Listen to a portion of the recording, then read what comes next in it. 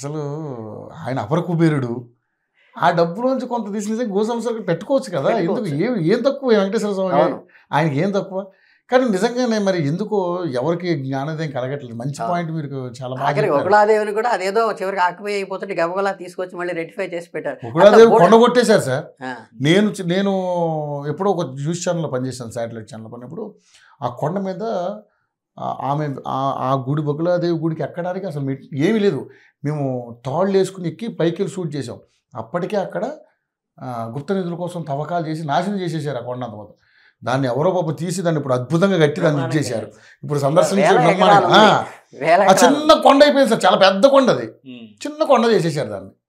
లేకపోతే అది కూడా మొత్తం ఆక్యుపై అయిపోయేది, సర్వనాశనం అయిపోయేది. అది కూడా గుడి దాకా వచ్చేసింది. నిజంగా మంచి పాయింట్ మీరు చెప్పారు. ఖచ్చితంగా ఏంటంటే అటువంటిది ఏదన్నా చాలా ప్లేస్ ఉంది కాబట్టి చక్కగా ఆయన కావాల్సిన పూలకి తోటలో పెంచుకోవచ్చు, ఆయన కావాల్సిన చక్కగా వనమాల అన్ని చేసుకోవచ్చు. అలా ఏంటంటే అక్కడికక్కడే క్రియేట్ చేసుకుని మల్టిపుల్ గా మనకి ఎవరి మీద ఎవరికో ఎండోమెంట్కో లేకపోతే ఒక అధికారులకు ఇవ్వడం కంటే నిజంగా వాళ్ళే నిజంగా హిందూ మతం మీద గట్టి పట్టున్నటువంటి వ్యక్తులే ఉండాలి. దానికి ఉండాలి, వేరే వాళ్ళు ఎవరు ఉండకూడదు. ధార్మికంగా బతికే వాళ్ళు చాలా మంది ఉన్నారు, నిజాయితీగా నీతిగా. కానీ ఇక్కడ అన్నప్రసాదాల్లో ప్రాబ్లమ్స్, లడ్డూలో ప్రాబ్లం. మరి ఏంటి సార్ నిజంగా ఆ ప్రసాదాన్ని మనం అంత పవిత్రంగా చూస్తాం కదా, మరి మీరు ఎలా భావిస్తున్నారు? ఎందుకు ఇలా జరిగిందని ఏ రకంగా మీరు చెప్తారు? అడ్మినిస్ట్రేటివ్ ట్రబుల్స్ తప్పితే వేరే కాదండి. ఇప్పుడు ఎందుకంటే ఒక్కొక్క అధికారి మారినప్పుడు, ఒక అడ్మినిస్ట్రేషన్ మారినప్పుడు కింద ఉండేటువంటి స్టాఫ్ కూడా దానికి అనుగుణంగా మారుతారు.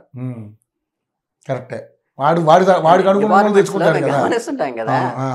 ఒక ఎస్పీని బట్టి కింద సిఐలు ఎస్ఐలు వాళ్ళందరూ ఏంటంటే ఆయన మూడుకి అనుగుణంగా, ఒక ఐఏఎస్ ఆఫీసర్ వచ్చినప్పుడు రెవెన్యూ వాళ్ళందరూ కూడా ఆయనకు అనుకూలంగా మార్చేస్తారు. ప్రతి డిపార్ట్మెంట్లో కూడా, ప్రతి అడ్మినిస్ట్రేషన్లో కూడా, ప్రతి ఆఫీసులో కూడా. ఇప్పుడు ఈ స్టూడియో ఉంది, ఈ స్టూడియోని ఇంకో వాళ్ళు కొన్నప్పుడు కానీ, వాళ్ళ దగ్గర మీరు కొన్నప్పుడు కానీ హెడ్ ఎవరు ఉంటారో వాళ్ళ ఐడియాలజీకి అనుగుణంగా లోపల ప్రోగ్రామింగ్ అంతా మారిపోతుంది.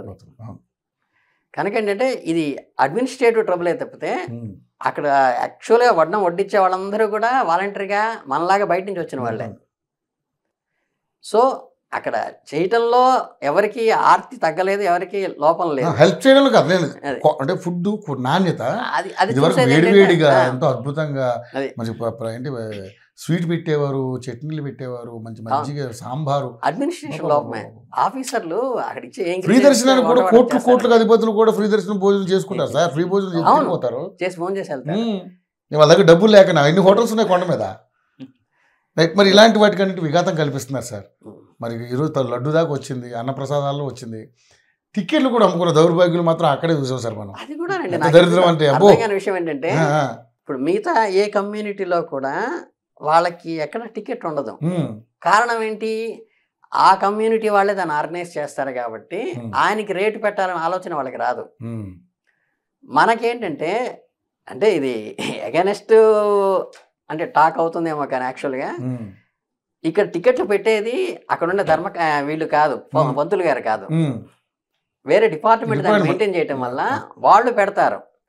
అట్లాగే బస్సులో టికెట్లు పెంచుతారు, మిగతా వాళ్ళకేమో సబ్సిడీలు ఇస్తారు.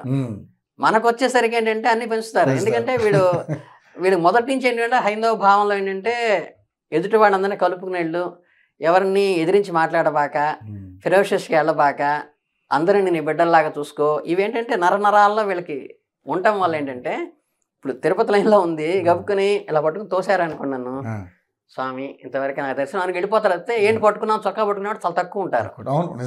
నిజంగా